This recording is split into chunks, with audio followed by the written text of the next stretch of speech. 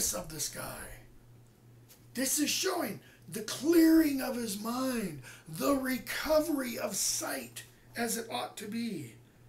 And Theoden says, dark have been my dreams of late, but I feel as one new awakened. He's recovered. I would now that you had come before, Gandalf. That word would, again, it's the old English form. It means I desire now. But he says, I fear that already you have come too late, only to see the last days of my house. What is to be done? Gandalf says, much. Send for Eomer. You've got him in prison, don't you? He says, yes. Okay. So he and Gandalf talk. Theoden asked for his sword because Gandalf says your arms would feel stronger if you had a sword. Theoden asked where Grima stored it, and a voice says, take this, dear lord, it was ever at your service. And Eomer kneels and hands him his sword. And Theoden replies, how comes this? Because Eomer is not supposed to have a sword in his presence. And Hama says, it is my doing. And Eomer says, it's to lay at your feet, my lord. Will you not take the sword, Gandalf says. And slowly Theoden takes the sword, and his fingers take the hilt, and he lifts the blade and swings it. And in swinging it, he cries out, arise, now arise, riders of Theoden. Dire deeds awake, dark is it eastward. Let horse be bridled, horn be sounded. Forth, Erlingas! Okay. He gives Eomer his sword back. Now we're going to have to skip a bunch. Eowyn agrees to take over the care of the women and children and the infirm. Okay. And they make their way to Helm's Deep. And we get the chapter Helm's Deep. Now, notice, the chapter in Tolkien's book is only 16 pages out of, I don't remember how many pages there are in Two Towers. 4, 13, 2.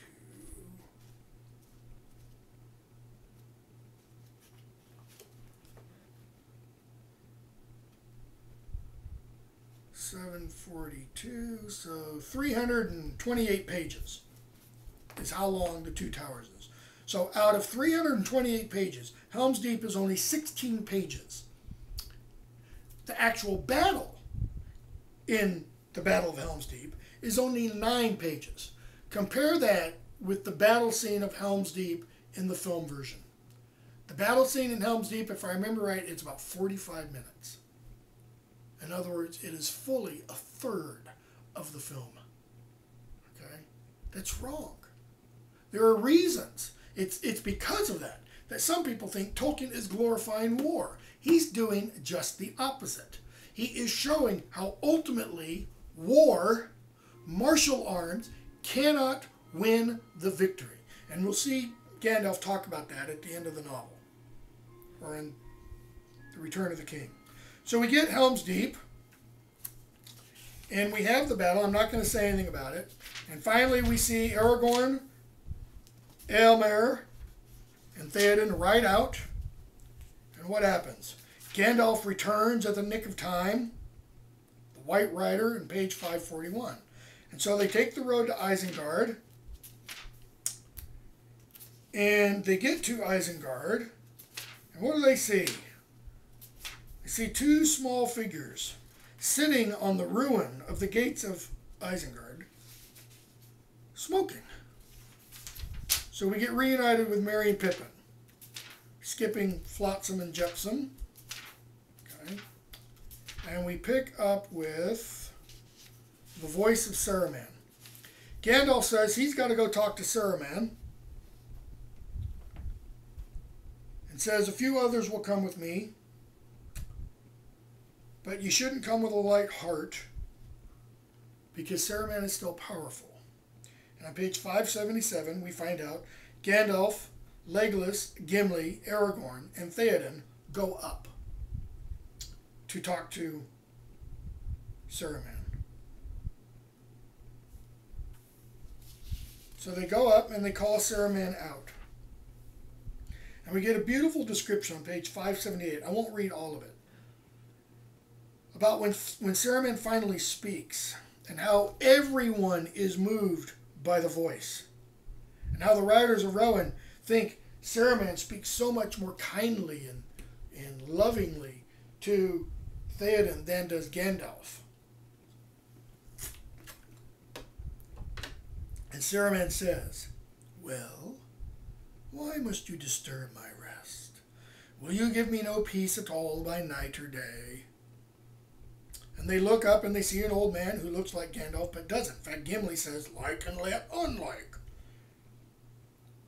And Saruman keeps speaking, and he addresses Theoden. And notice how he addresses him. Look at all the adjectives, the superlatives to describe him. I won't read it, but read it yourself on page 579. Theoden looks like he's about to reply, but doesn't say anything. And Gimli speaks.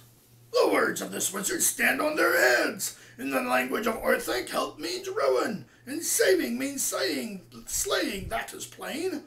We do not come here to beg." "Peace," said Saruman, and for a fleeting moment his voice was less suave. "I do not speak to you yet, Gimli, Glowinson." Notice Saruman knows who he is.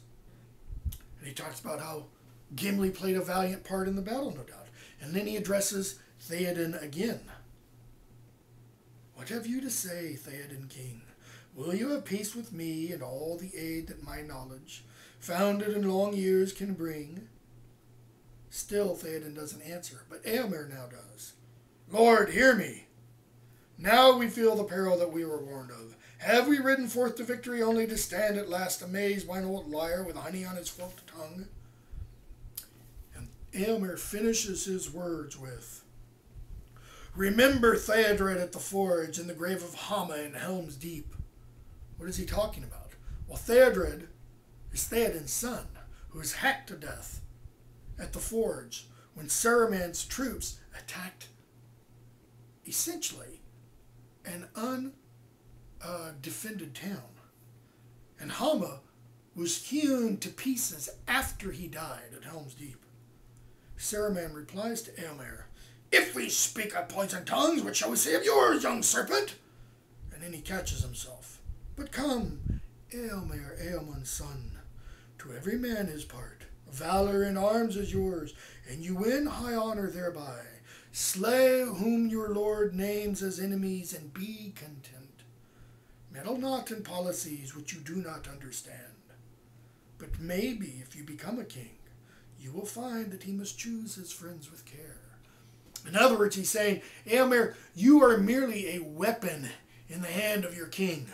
You're not out here to think. Yours is not to reason why, but to do and die.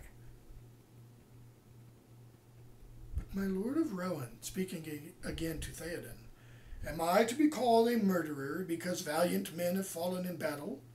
If you go to war needlessly, for I did not desire it, then men will be slain. If I am a murderer on that account, then all the house of Eorl is stained with murder, for they have fought many wars." Notice the moral equivalence argument that Saruman uses. He is saying, am I to be called a murderer because men have died in war? Therefore, all men who fight in wars are murderers. He is saying anyone who fights in a war is a murderer. The reason that is moral equivalence is because there is a difference in war. If you are an attacking offensive army and you invade another country, that is not a defensive posture. Okay? You are morally guilty of that attack. If you are defending your home, that is something else entirely. In the classical definition of a just war, it must be defensive. It must, as much as possible, not involve civilians. It must be proportionate. And it must be aimed, that is one's warring activities, it must be aimed at armed combatants. Okay? None of that was followed.